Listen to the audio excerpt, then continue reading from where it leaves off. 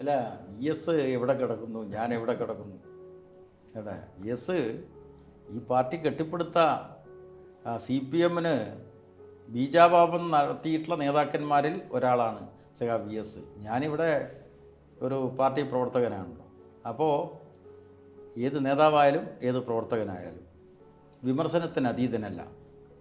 അപ്പോൾ ഞാൻ ഒരു പാർട്ടി പ്രവർത്തകന നിലക്ക് എന്നെ വിമർശിക്കുന്നു. ആ വിമർശനത്തിൽ വല്ല കാര്യവും ഞാൻ ഉൾക്കൊള്ളേണ്ടതുണ്ടോ എന്നതാണ് ഞാൻ സ്വയം ആലോചിക്കേണ്ടത്. കാരണം ഒരു പാർട്ടി പ്രവർത്തകനെ സംബന്ധിച്ച് നമുക്ക് മറ്റ് സഖാക്കളെ സംബന്ധിച്ച് വിമർശിക്കാം, അതേസമയം ഓരോരുത്തരും സ്വയം വിമർശനം നടത്തണം.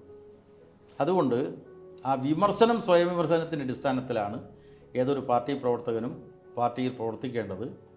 അപ്പോൾ ആരും വിമർശനത്തിന് അതീതനല്ല, സ്വയം വിമർശനവും നടത്തണം. വിമർശനങ്ങൾ സ്വാഭാവികമാണല്ലോ. വിമർശനങ്ങൾ ആരിൽ നിന്നൊക്കെ വരും? ശത്രുപക്ഷത്ത് നിന്ന് വിമർശനം വരില്ലേ? അപ്പോൾ ആ വിമർശനങ്ങളോട് സഹിഷ്ണുതയോടെ നിലപാട് സ്വീകരിക്കുക, വിമർശനങ്ങളിൽ വല്ലതും ഉൾക്കൊള്ളേണ്ടതെങ്കിൽ ഉൾക്കൊള്ളുക. ഇതാണ് ഞാൻ സ്വീകരിക്കുന്ന സമീപനം. കമ്മ്യൂണിസ്റ്റുകാരെ സംബന്ധിച്ചിടത്തോളം നമ്മുടെ സംസ്കാരം, നമ്മുടെ ചരിത്രം, ഇതിനെയൊക്കെ കൃത്യമായിട്ട് പഠിക്കണം എന്നുള്ള അഭിപ്രായമാണ് എനിക്കുള്ളത്. ഇപ്പോൾ കേരളത്തിൽ ഈ മുസ്ലിം സമുദായം, ക്രിസ്ത്യൻ സമുദായം, അപ്പോൾ ഹിന്ദു ജനവിഭാഗങ്ങളിൽ ഉള്ള സ്വാധീനം മുസ്ലിം ജനവിഭാഗങ്ങളിലില്ല കമ്മ്യൂണിസ്റ്റ് പാർട്ടിക്ക്. അത് ഒരു സ്വാധീനം ഇല്ല എന്നുള്ളതല്ല, യഥാർത്ഥത്തിൽ കമ്മ്യൂണിസ്റ്റ് പാർട്ടിക്ക് കുറേ സ്വാധീനമുണ്ട്. യുവതലമുറയിൽ CPM-ലേക്ക് മുസ്ലിം ജനവിഭാഗങ്ങൾ തന്നെ വരുന്നുണ്ട്.